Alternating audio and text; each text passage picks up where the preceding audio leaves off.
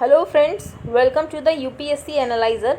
आज हम 13 जुलाई का इंडियन एक्सप्रेस डिस्कस करेंगे। यहाँ पर फर्स्ट न्यूज़ है, blow to Oli as Nepal supreme court reinstates house orders Deuba as prime minister. तो caretaker prime minister KP Sharma Oli के कहने पर नेपाल की प्रेसिडेंट विद्या देवी भंडारी ने पार्लियामेंट को डिसॉल्व कर दिया था और केपी ओली वहाँ के प्राइम मिनिस्टर रहे। लेकिन अब सुप्रीम कोर्ट ने ये बोला है कि केपी ओली को हटाया जाए और शेर बहादुर देवबा को प्राइम मिनिस्टर बनाया जाए, और साथ ही जो पार्लियामेंट को डिसॉल्व किया गया था उसे वापस रीइंस्टेट किया जाए, क्योंकि पार्लियामेंट का जो कि डिसोल्यूशन था वो अनकॉन्स्टिट्यूशनल था। सेकेंड न्यूज़ ये है कि इंग्लैंड जब यूरो फाइनल हार गया तो जो इंग्लैंड टीम के सपोर्टर्स थे उन्होंने बहुत ज़्यादा रेशियल अब्यूज़ शुरू कर दिया था सोशल मीडिया पर। तो प्राइम मिनिस्टर बोरिस जॉनसन ने ये ट्वीट करके भी कहा, this England team deserves to be lauded as heroes not racially abused on social media. तो जैसे फॉर एग्जाम्पल कुछ अश्वेत व्यक्ति थे टीम में, तो उनकी वजह से लोगों ने उनको स्केपगोट बना लिया कि इनकी वजह से हारे। तो ये सारी चीज़ें चलती रहती है। तो सोशल मीडिया की कुछ ऐसे नुकसान भी हैं जिसके कारण लोग ऐसे एनोनिमस होकर इतना ज़्यादा रेशियल अब्यूज़ करते हैं। तो ये सारी चीज़ें हैं। यहाँ पर second news, Assam's new cattle bill can't sell beef in Hindu Sikh Jain areas और within 5 kilometre radius of temple. तो अब न्यू बिल लाया गया है असम की लेजिस्लेटिव असेंबली में, जिसमें कुछ प्रोविजंस है। पहला प्रोविजन ये है, it bars sale and purchase of beef और beef product in areas predominantly inhabited by Hindu Jain Sikh and other non beef eating communities. तो ये बार करता है कि आप बेच नहीं सकते, ना ही खरीद सकते हो बीफ उन एरियाज़ में जो कि प्रीडोमिनेंटली इनहेबिटेड है हिंदू जैन और सिख के द्वारा, और जो भी नॉन बीफ ईटिंग कम्युनिटीज़ हैं। और किसी भी टेम्पल के 5 किलोमीटर के रेडियस में ये सारी चीज़ें नहीं हो सकती हैं, किसी भी टेम्पल या सत्र में। सत्र क्या होता है? वैष्णवाइट मॉनेस्ट्रीज़ को सत्र बोलते हैं। तो असम कैटल प्रिजर्वेशन बिल आया है 2021 का, जो कि कोशिश करेगा कि वो स्लॉटर कंजम्पशन और इलीगल ट्रांसपोर्टेशन जो कि कैटल को होती है उसे रेगुलेट करे। तो अगर ये बिल पास हो जाएगा तो असम कैटल प्रिजर्वेशन एक्ट जो 1950 का है वो रिपील हो जाएगा और ये नया एक्ट आ जाएगा। Many states which have their own anti-slaughter laws do not exclude specific areas like what Assam proposes। तो असम का बिल इसलिए अलग है क्योंकि असम ये बोल रहा है कि किस एरिया में आप बीफ को बेच सकते हो, किस एरिया में नहीं। तो ऐसा बाकी स्टेट्स ने जो ये बिल पास किया कैटल बिल, वहाँ पर ये प्रोविज़न देखने को नहीं मिलता है। अब अपोजिशन का ये कहना है कि ये वाली जो चीज़ है, ये वाला जो प्रोविज़न है कि आप 5 किलोमीटर के रेडियस में नहीं बेच सकते किसी टेम्पल और सत्र के, तो ये बहुत ही एम्बिगुअस है। क्योंकि अगर आप कहीं स्टोन भी आपने कोई रख दिया और आप बोल दो टेम्पल है, तो उससे भी कुछ लोग टेम्पल मानते हैं, किसी पत्थर की पूजा करते हैं, तो उसके भी फिर 5 किलोमीटर आसपास नहीं हो सकता। तो ये काफ़ी एम्बिगुअस प्रोविजन है। तो stone can be laid and a temple can be built anywhere by anyone, so it becomes very ambiguous. तो ये सारी चीज़ें हम आगे चलते हैं। यहाँ पर कुछ इंपॉर्टेंट न्यूज़ नहीं, ये मैंने जो आपको बताया रेशियल अब्यूज़ कितना ज़्यादा बढ़ गया है। तो if that wasn't bad enough, the abuse meted out to the handful of Italian supporters. तो इटालियन के जो सपोर्टर्स थे, इटली टीम के जो सपोर्टर्स थे, didn't paint a complimentary picture of the average England fan after the defeat. The hooligans took their frustrations out on Italian fans often attacking them physically. तो यहाँ तक कि जो वहाँ पे इटालियन फैंस थे उनको फिजिकली भी अटैक किया गया। तो ये सारी चीज़ें यहाँ पर आप देख सकते हैं। यहाँ पर कुछ भी इंपॉर्टेंट न्यूज़ नहीं है, हम आगे चलते हैं। यहाँ पर भी कुछ इंपॉर्टेंट न्यूज़ नहीं है। यहाँ पर educated women helps Nitish on law for population control. तो बिहार के चीफ मिनिस्टर से ये पूछा गया था क्या कोई पॉपुलेशन कंट्रोल बिल बिहार में भी आना चाहिए। तो बिहार के चीफ मिनिस्टर का ये कहना है, लेजिस्लेशन ज़्यादा काम नहीं करेगा एज़ कम्पेयर टू अगर हम विमेन को एजुकेट करें। तो उनका ये कहना है, Bihar chief minister Nitish Kumar Monday said that legislation may not work towards population control but the state's experience indicated that educating women work to bring down the rate of reproduction. उनका ये मानना है कि औरतों को अगर शिक्षा दें तो अपने आप ही रिप्रोडक्शन रेट कम हो जाएगा। तो लेजिस्लेशन जैसी चीज़ उतनी इफेक्टिव नहीं होगी एज़ कम्पेयर टू अगर हम एजुकेशन दें। Any state is free to take any step what I have learn from my own experience. तो उन्होंने अपने एक्सपीरियंस शेयर करके ये बोला है, उन्होंने ये पाया है कि अगर किसी की वाइफ ने क्लास 10th क्लियर किया होता है तो जो रिप्रोडक्शन रेट होता है इज़ अबाउट 2%, और अगर उन्होंने इफ़ शी हैज़ पास 10+2 और अगर उन्होंने 12th पास की होती है तो उस महिला का रिप्रोडक्शन रेट 1.7% कम डाउन हो जाता है, which is close to the national average. तो उनका ये मानना है कि अगर विमेन ज़्यादा एजुकेटेड होगी तो हो सकता है कि उसकी फर्टिलिटी रेट कम हो एज़ कम्पेयर टू जो विमेन एजुकेटेड नहीं है, अनएजुकेटेड है। यहाँ पर भी कोई इंपॉर्टेंट न्यूज़ नहीं है। Lakshadweep administration justifies dairy farms closure non veg off mid day meals. तो आपको पता होगा जो यूटी लक्षद्वीप है उनके एडमिनिस्ट्रेटर ने कुछ ऐसे डिसीजंस लिए थे जो कि बहुत ही कंट्रोवर्शियल डिसीजंस थे, जैसे कि उन्होंने बोला था कि 2 डेयरी फार्म्स को क्लोज कर देना चाहिए, साथ ही and a change in menu of mid day meals for Lakshadweep schools by taking meat and chicken off it. तो लक्षद्वीप में जो मिड डे मील्स मिलता है वहाँ पर मीट और चिकन को बाहर कर दिया गया था मेन्यू से। तो the administration also justified the decision to increase shipping operations between Lakshadweep and Bengaluru. तो एडमिनिस्ट्रेशन ने ये भी जस्टिफाई किया है जो उन्होंने डिसीजन लिया है कि शिपिंग ऑपरेशंस इंक्रीज कर देंगे लक्षद्वीप और बेंगलुरु के बीच में। वो उन्होंने बोला हमने ऐसा इसलिए किया है that the port is closer to several Lakshadweep islands compare to Beypore in Kerala. तो आपको ये पता होना चाहिए बेपोर की लोकेशन क्या है, तो केरला में है। तो कुछ कंट्रोवर्शियल डिसीजन से आपको पता होना चाहिए। गुंडा एक्ट लेकर आए थे जिसके कारण बहुत वहाँ पे प्रोटेस्ट भी देखने को मिले थे। यहाँ पर होम मिनिस्टर का ये कहना है days of 3rd degree over centre in talks for radical change to criminal laws. तो आईपीसी सीआरपीसी में चेंज करने की बात की गई है और इंडियन एविडेंस एक्ट में भी चेंज करने की बात की गई थी, क्योंकि होम मिनिस्टर का ये कहना है 3rd डिग्री का टाइम पहले हुआ करता था, अब 3rd डिग्री टॉर्चर की ज़रूरत नहीं है, अब साइंटिफिक तरीके से इन्वेस्टिगेशन करने की ज़रूरत है। तो saying the days of 3rd degree torture are over and calling for scientific evidence to be the basis of police investigation. तो अब साइंटिफिक एविडेंस के बेसिस पर पुलिस इन्वेस्टिगेशन होनी चाहिए। वो दिन बीत गया जब 3rd डिग्री टॉर्चर किया जाता था। और सेंटर प्लान कर रहा है कि वो रेडिकल चेंजेस लाए इंडियन पीनल कोड सीआरपीसी और इंडियन एविडेंस एक्ट में।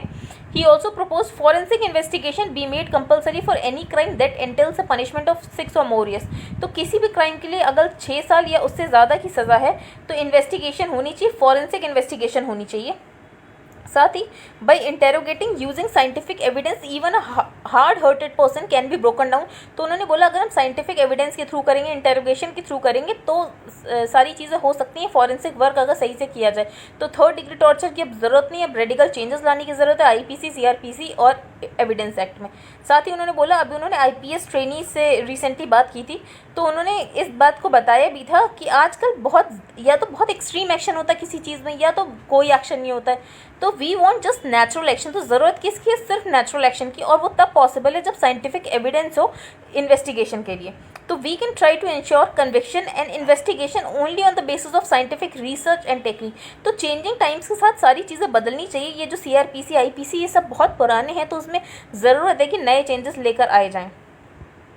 अब हम एडिटोरियल पेज डिस्कस करेंगे। यहाँ पर ये कॉलम है फैमिली मिस प्लानिंग। तो यूपी की न्यू पॉपुलेशन पॉलिसी के बारे में, तो ये तो मैंने आपको बता दिया यूपी की न्यू पॉपुलेशन पॉलिसी में क्या सारी चीज़ें थी, कल परसों हमने डिस्कस किया था। अ पॉलिसी और law that arms governments with more powers over citizen is erroneous for another fundamental reason. तो ऑथर का ये कहना है कोई भी पॉलिसी या लॉ अगर गवर्नमेंट को इतनी पावर दे देता है कि वो ये डिसाइड करें कि लोग कितने बच्चे करेंगे, तो ये बहुत ही एरोनियस है एक फंडामेंटल रीज़न की वजह से। एक तो इंडिया थ्रेटेंड नहीं है पॉपुलेशन एक्सप्लोजन, हम देख रहे हैं जो इंडिया का TFR है वो धीरे धीरे नीचे आ रहा है। तो the national family health survey और सेंसस डेटा ये शो कर रहे हैं कि बहुत सारे स्टेट्स में और बहुत अर्बन एरियाज़ में जो टोटल फर्टिलिटी रेट है वो ऑलरेडी रिप्लेसमेंट लेवल पर पहुंच चुका है 2.1 मतलब कि स्टेबल रेट पर पहुंच चुका है कि पॉपुलेशन अब स्टेबल हो गई, अब इंक्रीज़ नहीं हो रही है। और नेशनल लेवल पर देखो तो TFR 1994 में 3.4 था, अब 2.2 हो गया है 2015 में। तो हम देख रहे हैं कि ऐसी कोई पॉपुलेशन पॉलिसी नहीं भी थी, उसके बाद भी TFR डिक्लाइन हो रहा है। तो हमें कोई ज़रूरत नहीं थी कि हम कोई पॉपुलेशन पॉलिसी लेकर आ जाएं। Contrary to the paranoid demographic visions conjured by a section of Hindutva ideologues.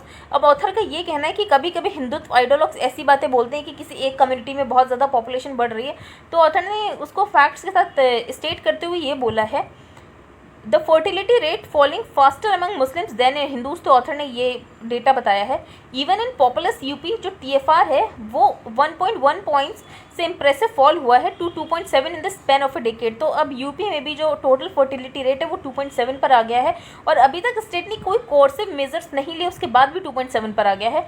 तो इंडीड जो चाइना की रीसेंट पॉलिसी है, पहले चाइना ने 1 चाइल्ड पॉलिसी लेकर आया था, फिर 2015 में उसे बंद कर दी, फिर 2 चाइल्ड पॉलिसी बोली, अब चाइना ये भी बोलता है कि आप 3 बच्चे भी कर सकते हो। तो इससे ये पता चलता है कि अगर हम ये सारी चीज़ें करेंगे कि हम लोगों पर ये बोले कि आप कितने चाइल्ड करोगे, तो ये बहुत ही एंटी डेमोक्रेटिक है, और साथ ही इससे कभी कभी जो हमारी डेमोग्राफिक है वो ख़राब भी हो जाती है। जैसे चाइना में वर्किंग पॉपुलेशन धीरे धीरे रिड्यूस हो रही है, डिपेंडेंट पॉपुलेशन बहुत ज़्यादा बढ़ रही है। तो the success of India southern states in containing population growth indicates that economic growth as well as attention to education, health and empowerment of women work far better to disincentivise larger families than punitive measures. तो author ने बोला अगर हम अपने southern states का भी example लें तो उससे ये पता चलता है पॉपुलेशन ग्रोथ को कंटेन करने में जो सबसे इंपॉर्टेंट चीज़ है वो है इकोनॉमिक ग्रोथ। अगर आपकी इकोनॉमिक ग्रोथ होगी, आप लोगों का अपने एजुकेशन, हेल्थ, एम्पावरमेंट करोगे, विमेन का महिला सशक्तिकरण करोगे, तो अपने आप ही लार्जर फैमिलीज़ के लिए लोग डिसइंसेंटिवाइज हो जाएंगे एज़ कम्पेयर टू अगर आप प्यूनिटिव मेजर्स लो। जो एरियाज़ जहाँ पर हायर पॉवर्टी है, लो इकोनॉमिक ग्रोथ है, कम एजुकेटेड वेमेन है, वहाँ पर फर्टिलिटी लेवल ज़्यादा होते हैं एज़ कम्पेयर टू जहाँ पर लोग एजुकेटेड हैं। Unfortunately population control appears to be making a comeback as a political catchphrase ironically when demographic dividend is seen more as a challenge rather than an opportunity. तो हम अपने demographic dividend को ज़्यादातर challenge की तरह देख रहे हैं, ना कि अपॉर्चुनिटी की तरह, कि अगर हम इसी डेमोग्राफी को, जो हमारी पॉपुलेशन है, अगर हम उनको स्किल्स दें, उनको अपने इकोनॉमिक डेवलपमेंट के लिए यूज़ करें, तो यही हमारी पॉपुलेशन हमारा एसेट बन सकती है। पर हम उसको एसेट की तरह यूज़ नहीं कर पा रहे हैं।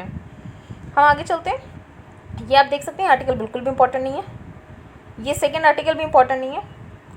अब हम यहाँ पर देखते हैं Taliban 2.0 and Afghan test, the speedy withdrawal of US troops from Afghanistan. तो अफगानिस्तान से यूएस के ट्रूप ने विड्रॉल कर लिया है।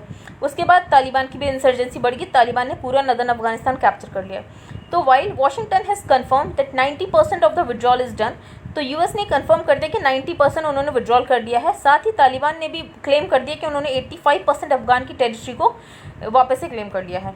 तो together the two developments have moved Afghanistan into the court of regional powers. अब इन दो डेवलपमेंट्स के चलते वॉशिंगटन का वहाँ से जाना और तालिबान का 85% वापस से अफगान की टेरिटरी को क्लेम करना, तो यहाँ पर रीजनल पावर्स का रोल बहुत ज़्यादा बढ़ गया है। तो अब रीजनल पावर्स की रिस्पॉन्सिबिलिटी है कि कैसे ये जो तालिबान आया है इसको कैसे मैनेज किया जाए, जो कि मिलिट्री वैक्यूम क्रिएट हो गया है यूएस की रिट्रीट के द्वारा। But divergent regional strategic perspectives limit the prospects for a sustainable consensus on Afghanistan. अब जो रीजनल हैं, रीजनल पावर जैसे कि ईरान, मॉस्को, बीजिंग, तो सबके अपने अपने स्ट्रैटेजिक पर्सपेक्टिव्स हैं, उसके कारण कोई भी कंसेंसस नहीं बैठ पा रहा है। अभी जैसे एससीओ है, ऑथर ने बोला यहाँ पर एससीओ बहुत इंपॉर्टेंट हो जाता है। तो geography, membership and capabilities make the SCO an important forum, जो कि एड्रेस कर सकता है post American challenges in Afghanistan, कि अमेरिका के जाने के बाद कौन कौन से चैलेंजेस अफगानिस्तान में हो सकते हैं। तो एससीओ एक इंपॉर्टेंट फोरम हो सकती है जहाँ पे ये सारी चीज़ें एड्रेस की जा सकती हैं। एससीओ 20 साल पहले बना था चाइना और रशिया के द्वारा, ताकि इनर एशियन स्टेबिलिटी लाई जाए, एशिया में स्टेबिलिटी लाने के लिए बनाया गया था, जिसमें बीजिंग और मॉस्को को ये भी डर था, also driven by fears about US power in the post cold war era. तो 1992 में रशिया के सोवियत यूनियन के डिसइंटीग्रेट होने के बाद जो यूएस पावर बहुत ज़्यादा बढ़ गई थी, यूएस एक सुपर पावर की तरह देखा जाने लगा था। तो बीजिंग और मॉस्को को इस बात का डर था, इसीलिए उन्होंने एससीओ के बारे में सोचा। A few months after the SCO was set up, उसके बाद क्या हुआ, यूएस पे अटैक हो गया वॉशिंगटन पे ऑन सितंबर 11, 2001 बाई अलकायदा। तो अलकायदा ने अटैक कर दिया। उसके बाद यूएस ने ये सोचा कि अब हम अफगानिस्तान में जाते हैं, जो तालिबान रूल अफगानिस्तान है उनको हम ओवर पावर कर देंगे। तो the US march in quickly to oust the Taliban from power. तो यूएस आ गया अफगानिस्तान में तालिबान को पावर से बाहर निकालने के लिए, और उन्होंने great war on terror launch कर दिया। This propelled Afghanistan to the centre stage of international politics. तो अब जब यूएस आ गया अफगानिस्तान में, तो तालिबान अपने आप ही इंटरनेशनल पॉलिटिक्स का सेंटर स्टेज ले लिया तालिबान ने। और अभी हम करंट मेंबर्स देखें एससीओ के, तो आपको पता होना चाहिए China, Russia, Kazakhstan, Kyrgyzstan, Tajikistan, Uzbekistan, Pakistan, India, और 4 ऑब्जर्वर स्टेट्स है Iran, Afghanistan, Mongolia, Belarus. Unsurprisingly, there is a bit of schadenfreude in Moscow and Beijing today at the failure of the American mission in Afghanistan. तो अब America का mission तो fail हो गया, क्योंकि तालिबान अभी भी वहाँ पर आ गया है वापस से, और अमेरिका ने रिट्रीट भी कर लिया है। अमेरिका और तालिबान ने कुछ डील भी की थी, लेकिन उसके बाद भी तालिबान ने अपनी इंसर्जेंसी बढ़ा दी है। तो यहाँ पर हम देख सकते हैं कहीं ना कहीं अमेरिका का फेलियर यहाँ पर दर्शाता है। Russia has not forgotten that the US had backed the jihadi insurgency against the Soviet occupation of Afghanistan in the 1980s, जिसके कारण मॉस्को को एक ह्यूमिलिएटिंग मिलिट्री रिट्रीट करनी पड़ी थी। तो रशिया ये भी नहीं भूला है कि यूएस ने कैसे जिहादी इंसर्जेंसी की थी सोवियत ऑक्यूपेशन के खिलाफ, जो कि सोवियत ने ऑक्यूपाई किया था अफगानिस्तान को। तो यूएस विड्रॉल फ्रॉम अफगानिस्तान ये स्ट्रांगली विदहेल्ड करता है कि conviction reinforces the strongly held conviction in Beijing that the US is in terminal decline. तो अब यूएस वहाँ पर बिना किसी डील के और ऐसे हार के चला गया, मतलब उसे पता चल गया था कि अनविनेबल सिचुएशन है, वो अफगानिस्तान भी जीत नहीं पाएंगे, खाली में उनका इतना पैसा लग रहा है, ये सारी चीज़ें लग रही हैं। तो यूएस ने सोचा यहाँ से निकल जाना ही बेहतर होगा। तो इससे ये दिखाई देता है कि यूएस जो है वो टर्मिनल डिक्लाइन में है, coming at a time when China is presenting an alternative to the western model of domestic and international governance. तो यहाँ से यूएस की टर्मिनल डिक्लाइन भी दिखती है और साथ ही चाइना अपने आप को ज़्यादा अच्छी तरीके से रीअसर्ट कर सकता है और एक ऑल्टरनेटिव प्रोवाइड कर सकता है western model of domestic and international governance का। Iran has been locked in a confrontation with the US longer than either China और रशिया। तो ईरान तो बहुत टाइम से ईरान का कन्फ्रंट्रेशन चल रहा है यूएस के साथ, and has even more reason to see America pulled down by a pact to two in its neighborhood। तो ईरान भी खुश है कि अमेरिका बाहर चला गया यहाँ से। अब वहाँ पर देखते हैं, for the Pakistan army that has invested so much in the Taliban it is a movement of geopolitical vindication इन अफगानिस्तान।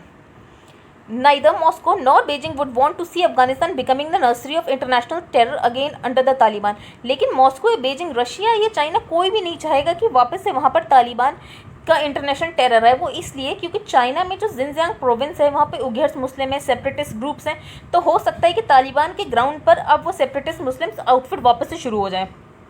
और Tehran can't ignore the Sunni extremism of the Taliban. अब ईरान क्या है, ईरान शिया है, तो वो नहीं चाहता जो सुन्नी एक्सट्रीमिज्म है तालिबान का उसको इग्नोर नहीं कर सकता। उसके बाद Rawalpindi worries about the danger of the conflict spilling over to the east of the Durand line and hostile groups like the Tehrik e Taliban Pakistan. तो आपको पता होगा कि ये कुछ टीपीपी ग्रुप्स हैं, ये मैंने आपको 1-2 दिन पहले भी न्यूज़ में पढ़ाया था कि अब तालिबान आ गया वापस पावर में, तो जो तहरीक ए तालिबान पाकिस्तान है वो वापस से हॉस्टाइल ग्रुप्स अब फिर से आने लग गए हैं। तो यहाँ पर हम देख रहे हैं ये रीजनल पावर्स का कहीं ना कहीं तो फ़ायदा था, लेकिन उनको अब नुकसान भी हो रहा है, तो वो भी नहीं चाहते हैं कि तालिबान पावर में आए। On the face of it the alliance between China and Pakistan starts with some advantages in Pakistan. Pakistan deeps connection to the Taliban, उसके बाद चाइना की इकोनॉमिक रिसोर्सेज को मिला दिया जाए तो कुछ ट्रांसफॉर्मेशन हो सकता है अफगानिस्तान का, लेकिन इसके बाद भी बहुत सारी चीज़ें हैं जो पिक्चर को बहुत ज़्यादा कॉम्प्लिकेट करते हैं। अब तालिबान का ये कहना है, if Taliban is unwilling to accommodate the interest of all Afghans it simply sets the set for the next round of the civil war in Afghanistan. अब तालिबान है वो अगर मिनॉरिटी या सारे अफगान्स के इंटरेस्ट को नहीं मानेगा तो हो सकता है कि सिविल वॉर हो जाए अफगानिस्तान में। तो in the last few weeks the Taliban leaders have been saying all the right things to key regional actors.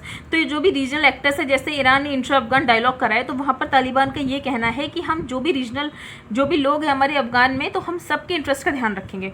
तो that they would respect the rights of minorities, की वो सारे माइनॉरिटीज़ के राइट को रिस्पेक्ट करेंगे, कोई भी टेरर ग्रुप होस्ट नहीं करेंगे, and are eager for regional and international economic cooperation, और वो रीजनल और इंटरनेशनल इकोनॉमिक कोऑपरेशन के लिए भी तैयार है।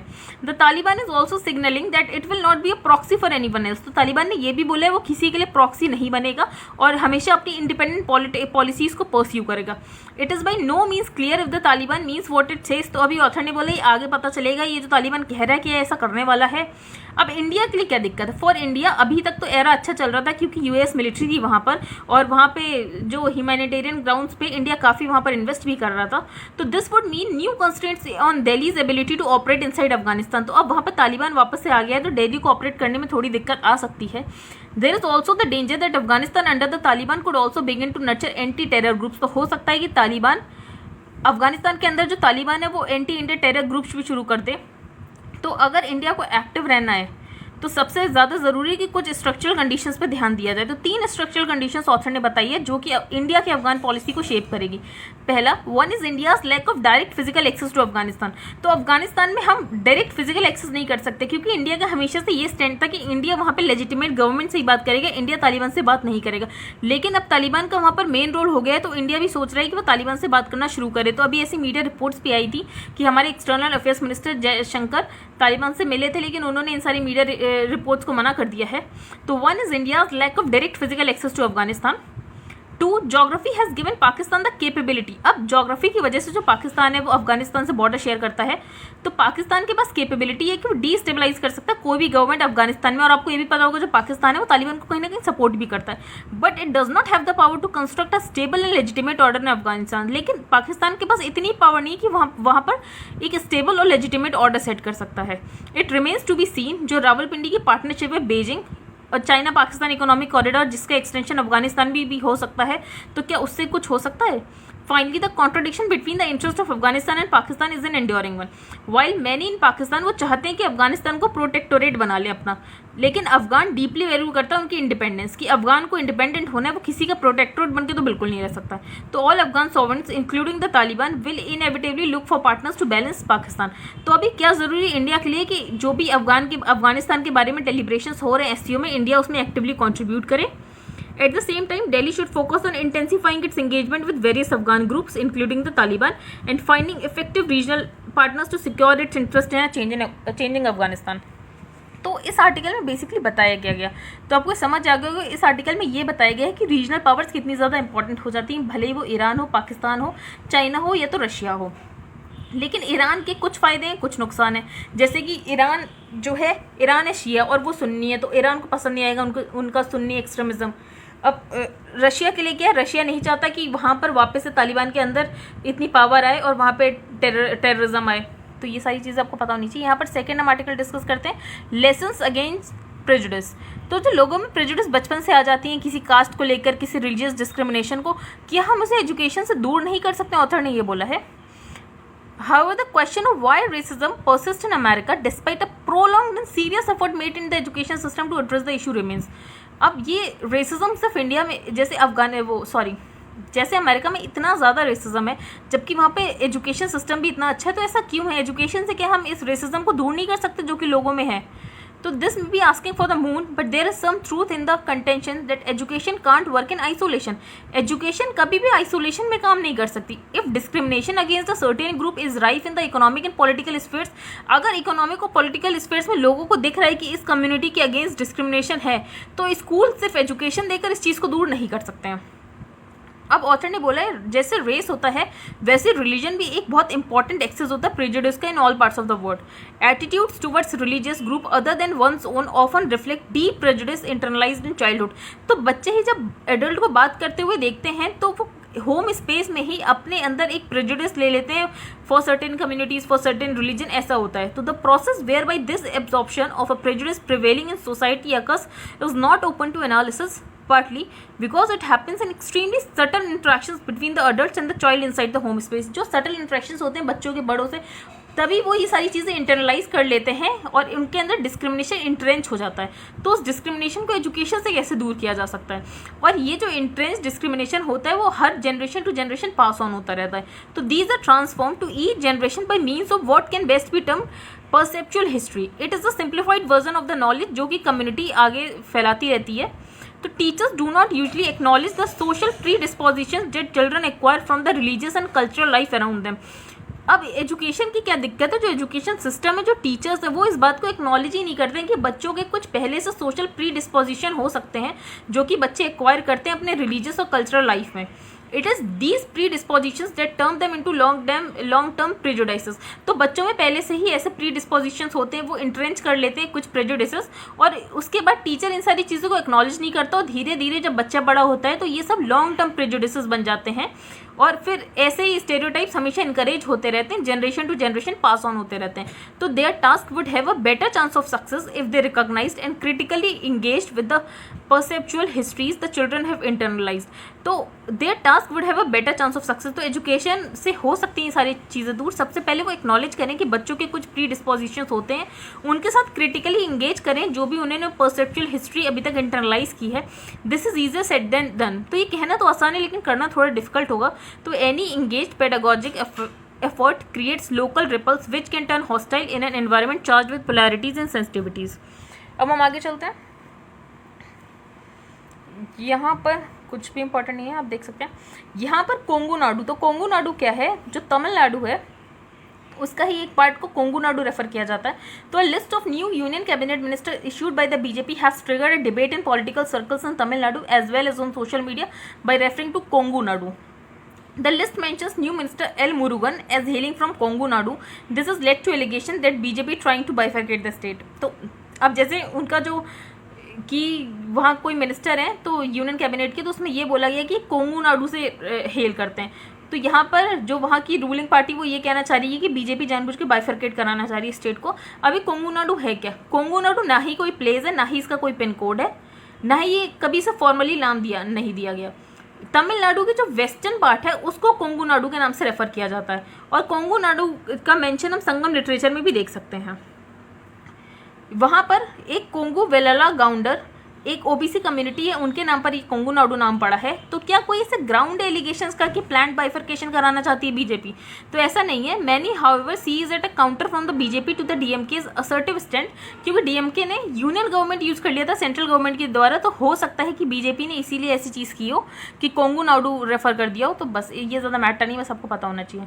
Cuba sees biggest protest in decades, Biden backs protest. तो क्यूबा में बहुत ज़्यादा प्रोटेस्ट देखने को मिल रहे हैं, इसलिए क्योंकि क्यूबा की इकॉनमी क्राइसिस आ गई है वहाँ पर बहुत ज़्यादा। अमेरिकन ट्रेड एम्बार्गो, तो सबसे पहले अमेरिका के सैंक्शंस की वजह से, दूसरा कोविड-19 पैंडेमिक की वजह से, और तीसरा वहाँ का टूरिज्म इंडस्ट्री बहुत ज़्यादा इम्पैक्ट हुई है कोविड-19 की वजह से। हेल्थ केयर सिस्टम पूरी तरीके से स्ट्रेच हो चुका है, जिसके कारण प्राइस राइज बहुत ज़्यादा बढ़ गए, फूड और मेडिसिन की शॉर्टेज हो गई है, तो वहाँ के लोग बहुत ज़्यादा प्रोटेस्ट कर रहे हैं। हम आगे चलते हैं। जॉनसन एंड जॉनसन की वैक्सीन की वजह से एक सिंड्रोम आ रहा है, रेयर न्यूरोलॉजिकल सिंड्रोम, जिसका नाम है गिलेन बैरे सिंड्रोम। तो ये आपको पता होना चाहिए गिलेन बैरे सिंड्रोम किससे रिलेटेड और ये क्या होता है। अभी नेक्स्ट है, rich countries should donate Covid vaccine not use boosters. तो WHO का ये कहना है जैसे फाइजर मॉडर्ना जैसी वैक्सीन है, इनके पास अपने डोसेज बचे हैं, तो ये क्या कर रही है, बूस्टर शॉट के नाम पर लोगों को दे रही हैं। तो WHO का ये कहना है जो रिच कंट्रीज है वो ये बूस्टर शॉट ना दे, बल्कि ये सारी जो वैक्सीन है वो डोनेट कर दे अफ्रीकन कंट्रीज को, जहाँ पर लोगों को 1-2 वैक्सीन भी नहीं लगी हैं। तो top officials at the World Health Organization से there is not enough evidence to show that 3rd doses of corona virus vaccine are needed and appealed. तो WHO का ये कहना है कि कोई ऐसा एविडेंस नहीं है जो ये शो कर रहा है कि 3 वैक्सीन की जरूरत है, 3 डोसेज की जरूरत है वैक्सीन की। 2 डोसेज भी उतनी ही एंटीबॉडीज प्रोड्यूस करेंगे as compare to 3 dose produce करेंगी। तो जरूरी नहीं है कि आप 3 डोसेज वहां पर दें, आप अफ्रीका जैसे कंट्री में कॉन्ट्रीब्यूट कर सकते हैं। He called on Pfizer and Moderna to go all out to supply COVAX, the Africa vaccine acquisition task team and low and middle income countries। तो आप लो और मिडिल इनकम कंट्रीज को distribute कर दो, ये सारी चीज़ें करने की जरूरत नहीं, बूस्टर शॉट वगैरह, क्योंकि इसके कोई एविडेंस नहीं है। हम आगे चलते हैं। SC deadline looming, government to rope in CSE private players for migrant registration. तो सुप्रीम कोर्ट ने डेडलाइन दी थी सेंटर को जुलाई 31 कि आपको एक नेशनल पोर्टल बना देना माइग्रेंट वर्कर्स के लिए, लेकिन अभी तक इसमें ज़्यादा काम हो नहीं पाया। अब डेडलाइन आने वाली है, तो ministry of electronics and information technology को यूज़ किया जा रहा है। उसके स्पेशल पर्पज जो व्हीकल है, कॉमन सर्विस सेंटर्स, साथ ही विलेज लेवल एंटरप्रेन्योर्स को यूज़ किया जा रहा है कि जो माइग्रेंट वर्कर्स है उनका रजिस्ट्रेशन हो सके, ये सारी चीज़ें। तो CSE और डिपार्टमेंट ऑफ पोस्ट इस पर काम कर रहे हैं कि एक नेशनल पोर्टल में सारा कुछ रजिस्ट्रेशन हो जाए माइग्रेंट वर्कर्स का। The VLEs and CSE apart from registering the migrant workers, वो ये भी उसमें सब कुछ डेटा डालेंगे कि कब कौन सा माइग्रेंट वर्कर कहाँ जा रहा है, कब आ रहा है। जैसे कि अभी आपको पता होगा जब पैंडेमिक आया था और जब लॉकडाउन लग गया था, सडन लॉकडाउन, तो सारे माइग्रेंट्स ऐसे रोड पर आ गए थे, उन्हें समझ नहीं आ रहा था, स्टेट्स को कुछ पता नहीं था कितने माइग्रेंट्स उनके स्टेट से बाहर गए हैं, कितने स्टेट में आए हैं। तो इन सारी चीज़ों के लिए अब एक पोर्टल बनाया जा रहा है। RBI ने एक स्कीम अनाउंस की है जिसका नाम है RBI रिटेल डायरेक्ट स्कीम। तो जो G-Secs होते हैं उसमें रिटेल इन्वेस्टर्स भी आसानी से इन्वेस्ट कर सकें, तो उसके लिए स्कीम आई RBI retail direct scheme. One stop solution है जिसमें G-Secs इंडिविजुअल इन्वेस्टर्स आसानी से कर सकते हैं। अभी तक G-Secs में जो इन्वेस्टमेंट होता था वो इंस्टीट्यूशनल इन्वेस्टर्स का होता था, जैसे कि banks, mutual funds, insurance companies, और ये बहुत बड़े बड़े साइज में एंटिटीज ट्रेड करती थी, जैसे कि 5 करोड़ की G-Sec ले ली। तो उससे रिटेल इन्वेस्टर्स के पास मौका नहीं था कि वो कैसे G-Secs में इन्वेस्ट कर सकते हैं, तो उसके लिए एक स्कीम बना दी गई है ताकि जो चीज़ें हैं वो आसानी से फैसिलिटेट हो सकें। RBI Retail Direct Scheme, retail investors will have the facility to open and maintain the retail direct gilt account with the RBI। तो इसमें आप retail direct gilt account बना सकते हैं RBI के साथ और आसानी से G-Secs में ट्रेड कर सकते हैं। आई होप आपको आज का न्यूज़पेपर समझ आया होगा। If you like the video then please like, share and subscribe. Thank you and have a nice day.